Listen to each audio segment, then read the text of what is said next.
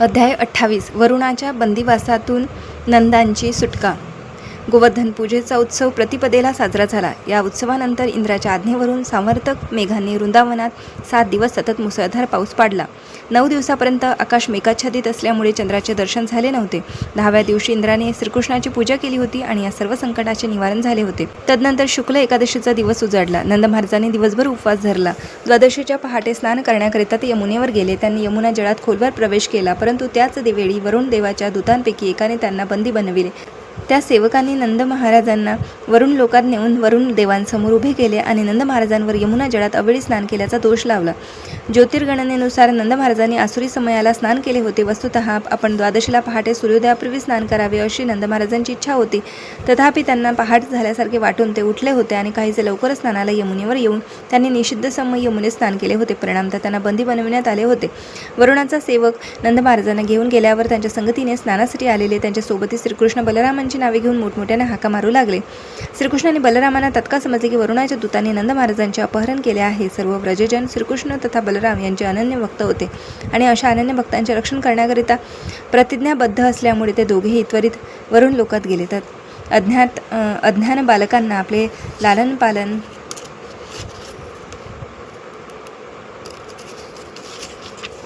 करणाऱ्या मातापित्यांविना कोणीही माहीत नसते. त्याप्रमाणे भगवत भक्तांना पूर्ण पुरुषोत्तम भगवंताविना कोणताही आश्रय नसल्यामुळे स्वाभाविकपणे ते भगवंतांना सहाय्यासाठी हाक मारतात. भगवान श्रीकृष्ण आणि भगवान बलराम यांनी वरुणाच्या प्रासादात प्रवेश करताच वरुणाने त्यांचे सन्मानपूर्वक स्वागत केले. तेव्हा वरुणदेव म्हणाला, प्रभू, या क्षणी आपल्या उपस्थिती वरुणदेव म्हणून माझे जीवन सफल झाले आहे. मी जरी जलसंपत्तीचा अधिष्ठाता देव असलो तरी अशी संपत्ती जीवन सफल करण्यास समर्थ होत नाही. तथापि या क्षणी तुम्हाला प्रत्यक्ष पाहून माझ्या जीवनाचे पूर्ण सार्थक झाले आहे. कारण तुमच्या दर्शनामुळे मला पुनर्जन्म घ्यावा लागणार नाही. अखिलाचे परमात्मा, हे परमब्रह्म, हे पूर्ण पुरुषोत्तम भगवान, माझा सादर प्रणाम स्वीकार करावा. तुम्ही परम दिव्य पुरुषोत्तम आहात. तुम्ही भौतिक प्रकृतीच्या प्रभावापलीकडे आहात. प्रभू, हा माझा सेवक मूर्ख आहे. काय करावे आणि काय करू नये याची त्याला जाणीव नाही आणि त्याने नंद महाराजांना चुकीने बंदी करून इथे आणले आहे. त्यांच्या या कृतीमुळे मला दुःख होत आहे. माझ्या सेवकांच्या अपराधाकारणे मी तुमची क्षमायाचना करतो. प्रभू, मला असे वाटते की येथे प्रत्यक्ष उपस्थित होऊन माझ्यावर कृपा प्रदर्शित करण्याची तुमची योजनाच होती. हे गोविंद, हे कृष्ण, माझ्यावर दया करा. हे पहा, तुमचे पिता येथे आहे. तुम्ही त्यांना परत घेऊन जाऊ शकता. अशा रीतीने भगवान श्रीकृष्णाने आपल्या पित्याची सुटका केली आणि त्यांना त्यांच्या बांधवांमध्ये आणले. नंद महाराजांना सुखरूप पाहून सर्वांना अतिशय आनंद झाला. नंद महाराजांना मात्र वरुण लोकात घडलेला प्रसंग पाहून अतिशय आश्चर्य वाटले होते.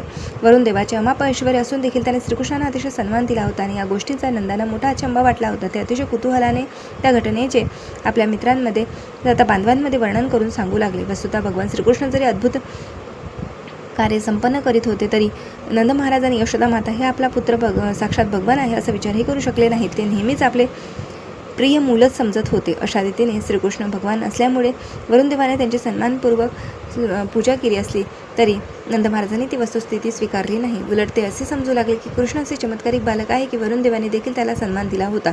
नंद महाराजांचे मित्र गोपमंडळी हे मात्र श्रीकृष्ण वास्तविकपणे भगवान आहेत की काय आणि ते आपणा सर्वांना मुक्ती देणार होते की काय हे जाणून घेण्यासाठी उत्सुक झाले. ते आपापसात श्रीकृष्णाविषयी चर्चा करू लागले. तेव्हा भगवान श्रीकृष्णांनी त्यांचा मनोभाव जाणून त्यांना दिव्य जगाचे दर्शन घडविले आणि त्यांना भगवद्धामातील प्रवेशाविषयी ग्वाही दिली.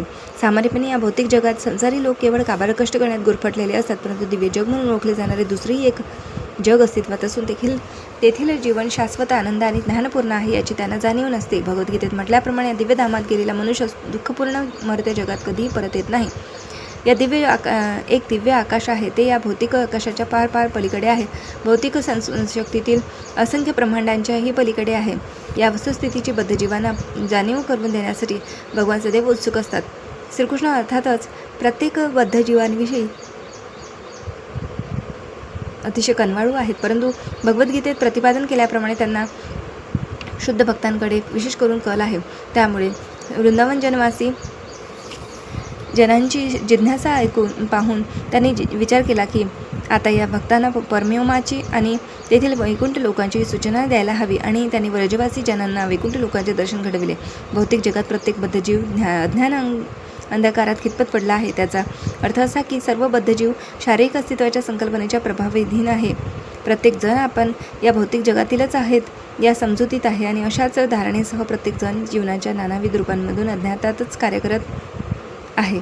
एका विशिष्ट प्रकारच्या शरीराचे कार्य म्हणजेच फलात्मक कर्म सर्व बद्ध जीव देहात्मधारणेपासून आपापल्या विशिष्ट प्रकारच्या देहांपासून कर्म करीत असतात। हेच कर्म त्यांच्या भावी बद्ध जीवनाची जडणघडण करीत असते। त्यांना दिव्य जगाचे मुळीच ज्ञान नसल्यामुळे ते भक्तियोगाचा अर्थात दिव्य कर्माचा स्वीकार करीत नाहीत। भक्तियोगाचे यशस्वीरित्या पालन करणारा मनुष्य वर्तमान शरीर सोडल्यानंतर तत्काळ दिव्य जगात प्रवेश करतो आणि तेथे तो कोणत्याही एका वैकुंठ लोकात निवास करतो। वृंदावनवासी हे सगळे शुद्ध भक्त आहेत। देहत्यागानंतर भक्तांना कृष्ण लोकाची प्राप्ती होणे निश्चित असते। ते वैकुंठ लोकांच्याही पलीकडे जाणारे आहेत। खरी गोष्ट आहे की जे कृष्णभावने सदैव संलग्न असून ज्यांचे भक्तिसेवा शुद्ध तथा परिपक्व आहे त्यांना मृत्यूनंतर या भौतिक जगातीलच एखाद्या विश्वात श्रीकृष्णांची संगत प्राप्त करण्याची संधी उपलब्ध करून दिली जात असते। श्रीकृष्णांच्या लीला कोणत्या ना कोणत्या विश्वात सदैव होतच असतात। ज्याप्रमाणे सूर्य या पृथ्वीवरील अनेकानेक स्थानांना सदैव प्रवास करीत असतो, त्याचप्रमाणे कृष्णलीला येथे या ब्रह्मांडात अथवा इतर ब्रह्मांडात अखंडपणे चालूच असतात। कृष्ण भावनेचा परिपूर्ण निर्वाह केलेल्या परिपक्व भक्तांना जेथे श्रीकृष्ण अवतीर्ण होत असतील त्या ब्रह्मांडात पाठविले जाते। अशा भक्तांना तेथे श्रीकृष्णांची व्यक्तिगत संगत करण्याची पहिलीच संधी उपलब्ध होते आणि तेथे या लोकातील श्रीकृष्णांच्या लीलांमध्ये आम्ही पाहतो त्या प्रकारे त्यांचे प्रशिक्षण चालूच असते। अर्थात व्रजवासी जनांना आपल्या गंतव्याचे ज्ञान व्हावे म्हणून श्रीकृष्णांनी वैकुंठ लोकांचे वास्तविक स्वरूप त्यांना प्रकट करून दाखविले।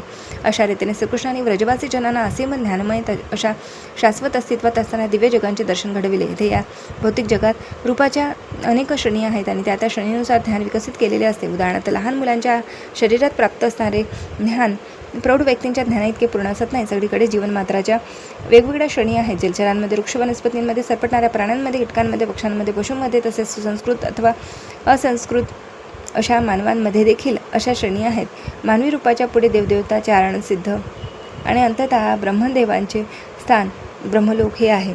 तेथील देवदेवतांमध्येही ज्ञानाच्या वेगवेगळ्या श्रेणी आहेत। तथापि या भौतिक जगापलीकडील दिव्य जगात प्रत्येकजण ज्ञानाने पूर्ण आहे आणि त्यामुळे वैकुंठातील अथवा श्रीकृष्ण लोकातील सर्वच आत्मे भगवंतांच्या भक्तिसेवेत संलग्न असतात। भगवद्गीतेत असं सांगण्यात आले आहे की श्रीकृष्ण हेच पूर्ण पुरुषोत्तम भगवान आहे। हे जाणणे म्हणजे पूर्ण ज्ञान होय। वेदामध्ये आणि भगवद्गीतेत असंही म्हटले आहे की ब्रह्मज्योतीत आणि परव्योमात सूर्यप्रकाशाची, चंद्रप्रकाशाची अथवा विद्युत प्रकाशाची आवश्यकता नसते। तेथे सर्वच लोक स्वयंप्रकाशित आणि शाश्वतपणे अस्तित्वात आहेत। ब्रह्मज्योतीत अथवा दिव्य आकाशात सृजनाचा किंवा संहाराचा काही प्रश्नच नसतो। या भौतिक आकाशापलीकडे दुसरे एक शाश्वत दिव्य आकाश असून तेथे प्रत्येक वस्तू नित्य अस्तित्वात असते। या गोष्टीची भगवद्गीता ही पुष्टी देते। कृष्ण भावनेत अर्थात भक्तिसेवेत समर्पित होऊन प्रकृतीच्या त्रिगुणांना पार करून गेलेल्या थोर साधू संतांकडून आणि ऋषी श्रेष्ठांकडूनच दिव्य जगाचे प्रत्यक्ष ज्ञान प्राप्त होणे शक्य असते। अशा दिव्य स्तरावर सदैव स्थित असल्याविना दिव्य प्रकृतीची जाणीव होणे कोणालाही शक्य नाही। याकरिता मनुष्याने भक्तियोगाचा स्वीकार करून स्वतःला अष्टप्रहर कृष्ण भावने संलग्न ठेवा असा निर्देश देण्यात आला आहे। त्यामुळे मनुष्य भौतिक प्रकृतीच्या गुणांच्या संपर्कापलीकडे स्थित होतो। कृष्ण भावनेत परव्योम आणि वैकुंठाचे स्वरूप सहजपणे जाणता येते। वृंदावनवासी जन सदैव कृष्ण भावना भावित असल्यामुळे वैकुंठ लोकांचे दिव्य स्वरूप अतिशय सुलभपणे जाणू शकले। अशा रीतीने भगवान श्रीकृष्णानंद महाराजांसमवेत सर्व गोपजनांना घेऊन यमुने लगतच्या एका सरोवराकडे आले। अक्रूराला भविष्यात याच ठिकाणी वैकुंठ लोकांचे दर्शन करविण्यात येणार होते। या सरोवरावर आल्यावर सगळ्यांनी स्नान केले आणि त्यांना तेथे वैकुंठ लोकांच्या वास्तविक स्वरूपाचे दर्शन झाले। नंद महाराजांसहित सर्वजण ब्रह्मज्योतीसह वैकुंठ लोकांचे दर्शन करून अतिशय आनंदी झाले। सरोवराबाहेर आल्यावर उत्तम स्रोतांनी पूजन होत असलेल्या श्रीकृष्णांचे त्यांनी दर्शन केले। अशा रीतीने कृष्ण पूर्ण पुरुषोत्तम भगवान या ग्रंथातील वरुणाच्या बंदिवासातून नंदांची सुटका नामक अध्यायातील भक्तिवेदांत भाष्य संपन्न।